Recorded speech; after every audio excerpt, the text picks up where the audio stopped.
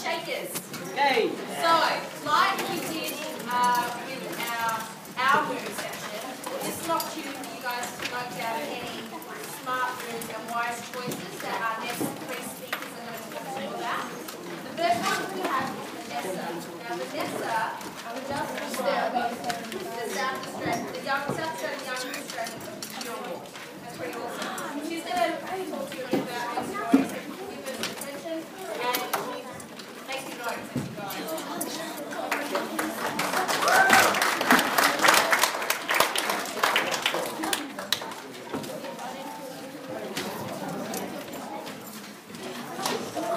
Hey. Sorry, honey. So at your age, and in year 7, I was at a school called St. Clair's College in Canberra. I was that person in class who would always ask the question, why? My greatest passion was cricket. If you check me out on Google, you'll find that I'm a pretty handy left-handed batter. I always thought growing up that I'd become a professional cricket player, that I'd be known around the world for scoring century after century and being even more famous than Donald Bradman. Around halfway through, I started to think that maybe I actually wanted to be a teacher. That way, I could influence the kids coming through. I could have a positive impact and hope too that someday they would grow to love cricket. Towards the end, I became absolutely convinced that I was going to become a journalist. You would see me on TV every night, sharing the stories that needed to be told. Not once did I think that I'd spend a year in the Royal Australian Air Force, that I'd travel around the world representing Australians at international conferences and summits, or that I'd start my own entrepreneurial organisation. So let me tell you how that happened. First and foremost, I was prepared to try new things. I was prepared to think outside the box and prepared to take on board opportunities even if they didn't fit within that original plan. So I didn't go on to become a better cricketer than Donald Bradman. I'm not a journalist and I didn't become a teacher. I'm Vanessa Picker, I'm 21 years old and I'm an entrepreneur.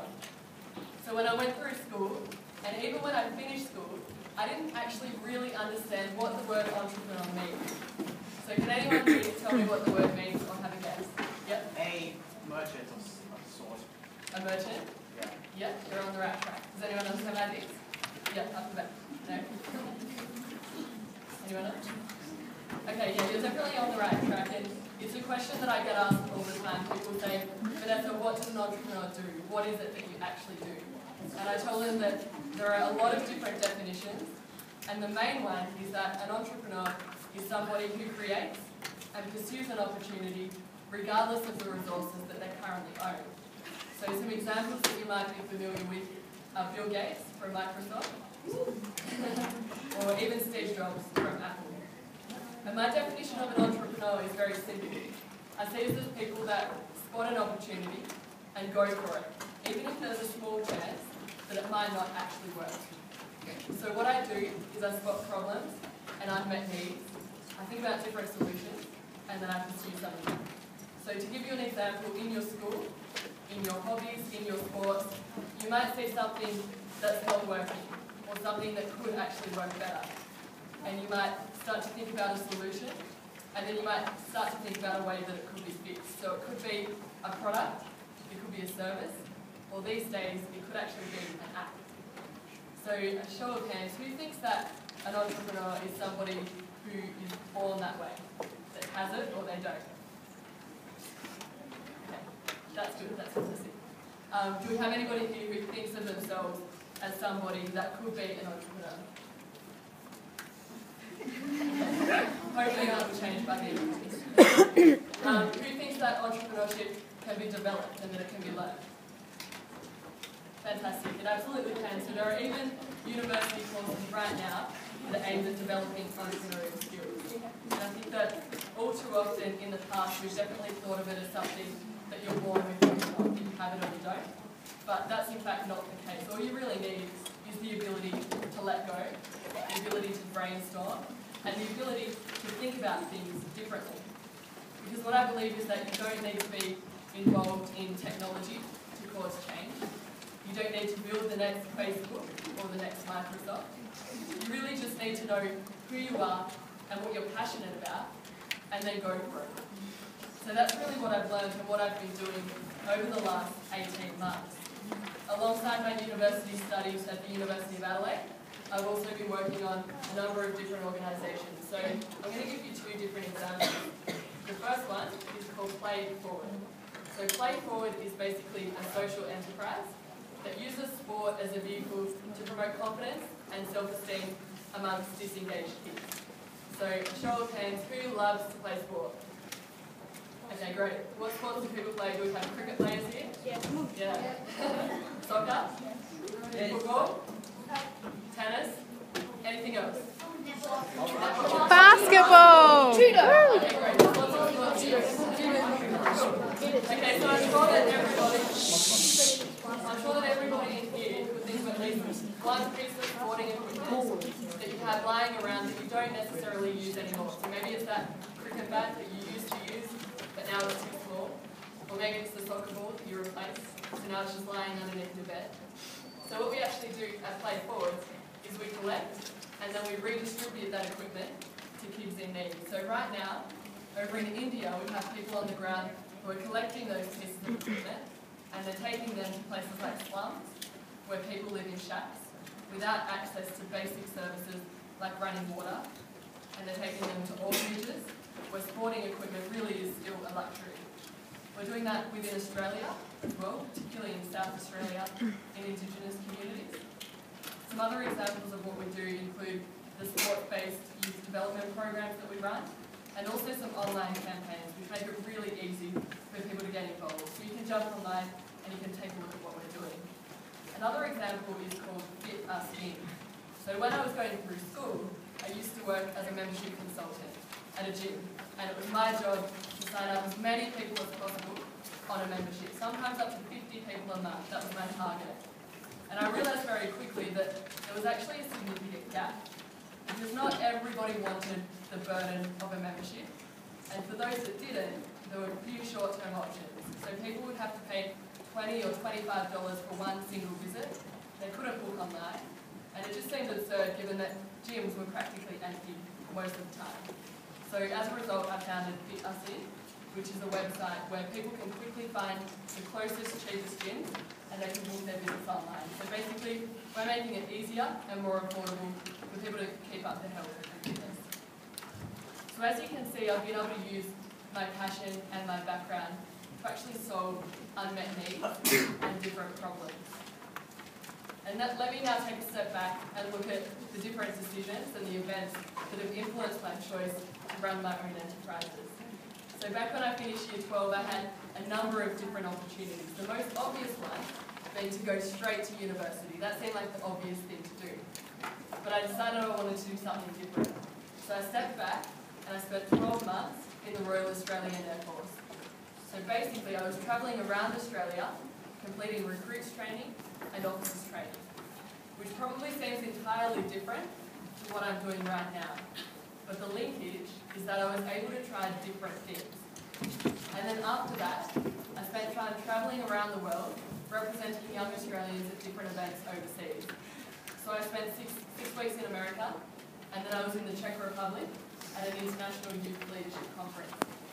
Next up, I was in Switzerland, meeting young leaders from 180 different countries. And then after that, I was in Papua New Guinea, walking the Dakota Trek, an old wartime trail, with 25 other young Australians. I've had various overseas trips since then, the most recent one being when I was back in America, attending the Heselbein Global Leadership Academy. And while I was there, I was actually lucky enough to meet the founder, Ms. Frances Hesselbein. So her words, which I'm sharing with everybody here today, were that everybody has the capacity to be a leader and to cause change. But sometimes they just need some doors to be open to them. So those experiences that I've just shared are basically examples of how I've had doors open for me in the past. And what I'm trying to do right now is to actually facilitate that for other young people. So obviously it's fantastic to have lots of different ideas and to try to pursue some of them. And to do that, it's really important to seek the right assistance and the right support. So my advice to everybody is to basically surround yourself with positive mentors, positive role models, people that you look up to who are out there doing good things. And I think it's also really important to realise that planning is definitely needed and it's important at the outset, but sometimes it's really easy to get bogged down in the details and to think that you have to set things up for perfection before you actually get started. But in fact, I think it's really important just to make a start. So earlier this year, like I said, I had those different ideas. One of them was play forward. And I had two different options. So option number one was that I could have spent months planning and refining, getting everything absolutely perfect before actually making a start. Or there was option number two, where I could jump in, make a start, and adapt along the way. So I chose option number two. I made a start, and because of that, we were actually able to make progress really quickly, and we could just adapt as things went along. So the rewards for me along the way have definitely been meeting people from around the world, interviewing people with really interesting stories, and sharing different ideas. And it might sound strange, but I really love the uncertainty and the excitement that comes with running your own enterprise, because it's not always easy. There are bound to be challenges and failures along the way, but from those so-called failures, we actually learn a lot, just as Hope does. So my vision for the future in terms of the ventures is definitely global, because I think that the issues and the problems that we're trying to solve are global. And I've been really lucky along the way to receive recognition and validation that what I'm doing is starting to have an impact. So along the way, I've won national and international business competitions, and I was really honoured this month, obviously, to be named as the Young South Australian of the Year. And that's something that I never dreamed of back in Year 7 at St. Clair's College in Canberra. So my advice to everybody here today is very simple. It's just to make a start. Because as I said before, I think that you don't have to be involved in technology to cause change. You don't have to think that you have to build the next Microsoft or the next Facebook. You really just have to know what you're passionate about and what it is that you want to do, and then go out there and get started. Thank you.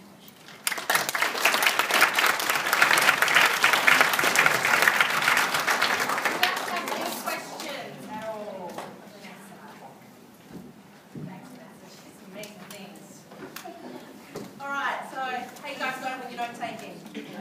Yeah? So I'm going to